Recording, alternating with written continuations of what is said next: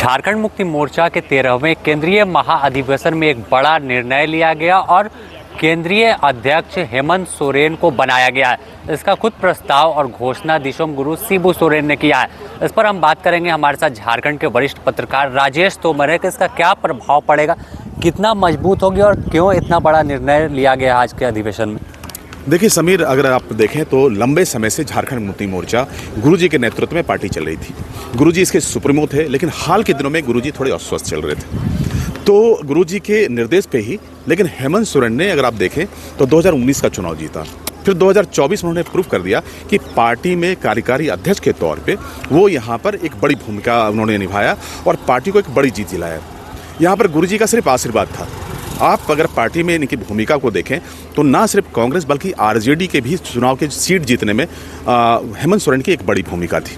लेकिन हेमंत सोरेन के साथ में सबसे बड़ी दिक्कत ये थी कि वो गुरुजी के रहते कोई स्वयं से निर्णय नहीं ले सकते थे, क्योंकि गुरुजी पार्टी के अध्यक्ष थे, सर्वोसर्वा थे।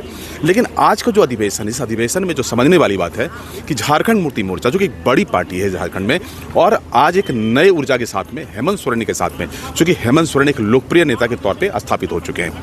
अब कल के तारीख में बिहार में चुनाव होना है या फिर बंगाल में चुनाव होंगे।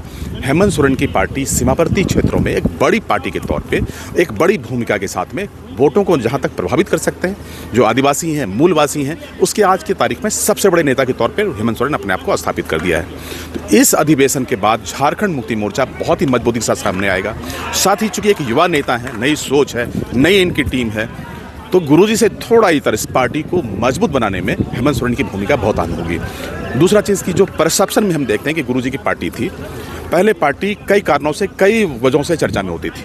अब ये पार्टी आम पार्टियों की तरह, दूसरी पार्टियों की तरह एक रीजनल पार्टी होने के बावजूद इसकी जो सोच है, इसका जो तौर तरीका है, जो आप देख रहे हैं आज जिस तरह से कन्वेंशन हुए हैं, बड़ी पार्टियों के तर्ज पे पार्टी अपनी भूमिका तय कर रही है। कल के तारीख में जिस तरह से यहाँ पर प्रस्ताव है कि इस पार्टी को राष्ट्रीय फलक पे ले जाया जाएगा, तो पार्टी की जो भूमिका तैयार की जा रही है, जो लीडरशिप तैयार किया जा रहा है, हेमंत सोरेन चूंकि एक स्थापित नेता हो चुके हैं, राष्ट्रीय नेता के तौर पर अपनी पहचान बनाया, खासतौर पर आदिवासी नेता के तौर पर, इसका पूरा फायदा झारखंड मुक्ति मोर्चा को मिलने जा रहा है। तो कह सकते हैं कि जो आज का दिन है झारखंड मुक्ति मोर्चा के लिए ये ऐतिहासिक दिन है और ये दिन हमेशा याद रखा जाएगा। जैसे ही गुरुजी ने घोषणा की कि हेमंत सोरेन, तो उत्साह कार्यकर्ताओं के चेहरे पर दिख रहा था। तो इसका फायदा आपने बता दिया कितना है। तो अब जैसे बिहार में सामने चुनाव, तो बिहार के कितनी सीटों पर झारखंड मुक्ति मोर्चा अच्छा प्रदर्शन कर सकती है अगर देख ले तो?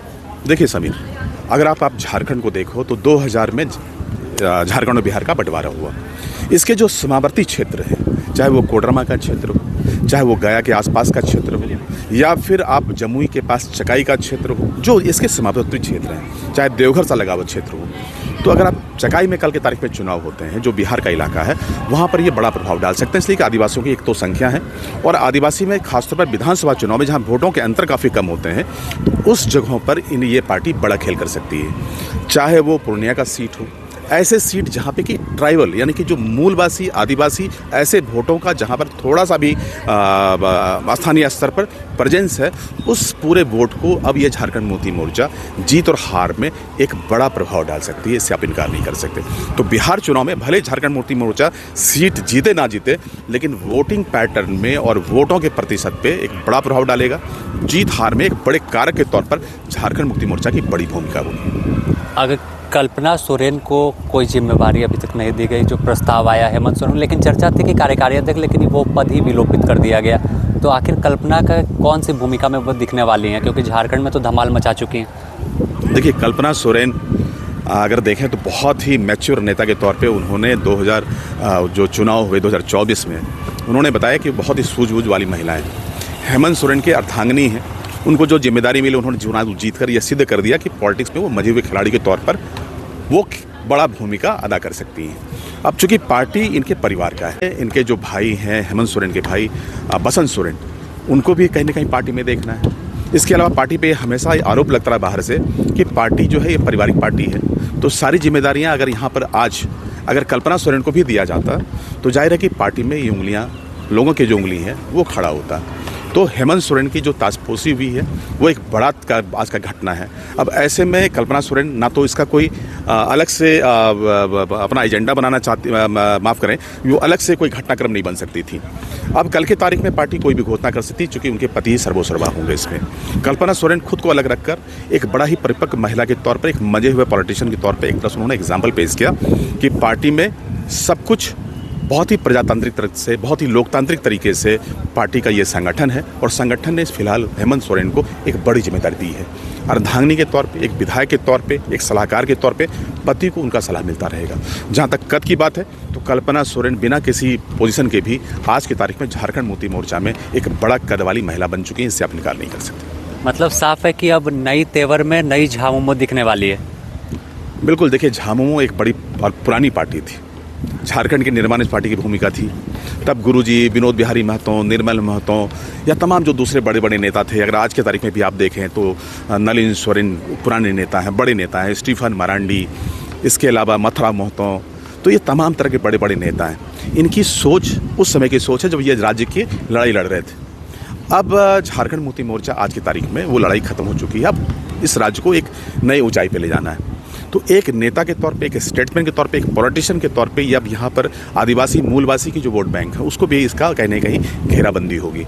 हेमंत सोरेन के और झारखंड मुक्ति मोर्चा की कोशिश होगी कि पार्टी को थोड़ा मॉडरेट और थोड़ा लिबरल बनाया जाए, थोड़ी सोच को ऊंचा किया जाए और साथ ही पार्टी में जो दूसरी सोच है यहाँ पर उसको एक मौका दिया जाए। चूँकि हेमंत सोरेन एक युवा नेता है, कल्पना सोरेन पढ़ी लिखी महिला है।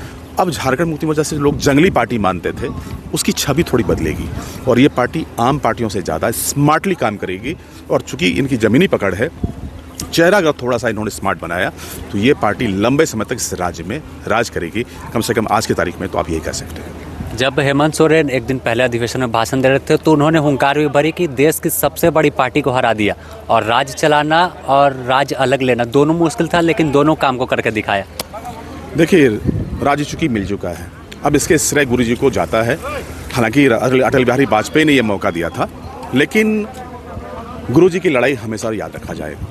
अब उनके पुत्र हेमंत सोरेन हैं, उन्होंने अपने क्षमता से ये साबित कर दिया है कि पार्टी के भविष्य को ये तय कर सकते हैं, दिशा दे सकते हैं। चूँकि उनके नेतृत्व में चाहे कांग्रेस हो, चाहे आरजेडी हो, आरजेडी बड़ा प्लेयर हो बिहार में, लेकिन झारखंड मुक्ति मोर्चा के बिना झारखंड में उसका कोई अस्तित्व नहीं है। अगर 3 सीट उन्होंने जीते हैं या 4 सीट उन्होंने जीते हैं या 5 सीट उन्होंने जीते हैं, ये पूरा श्रेय कहीं कहीं झारखंड मुक्ति मोर्चा को जाता है। कांग्रेस ने अगर सीट बरकरार रखा तो वो पूरा श्रेय झारखंड मुक्ति मोर्चा को जाता है। तो झारखंड मुक्ति मोर्चा ना सिर्फ झारखंड मुक्ति मोर्चा की सीटें जीती, बल्कि कांग्रेस और आरजेडी की सीटों को जिताने में भी इनकी एक बड़ी भूमिका थी। चलिए सर, बहुत बहुत धन्यवाद हमसे जुड़ने के लिए।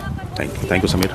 तो देखिए, साफ तौर पर नई ऊर्जा और नई ताकत के साथ झारखंड मुक्ति मोर्चा अब राष्ट्रीय उड़ान की तैयारी इस 13वें अधिवेशन के बाद कर चुकी है और अन्य राज्यों में भी झारखंड मुक्ति मोर्चा का परफॉर्मेंस देखने को मिलेगा। बने रहे द न्यूज़ पोस्ट के साथ, इससे जुड़ी और भी अपडेट देंगे अपने सहयोगी संतोष के साथ। Sameer, the news post, Ranchi.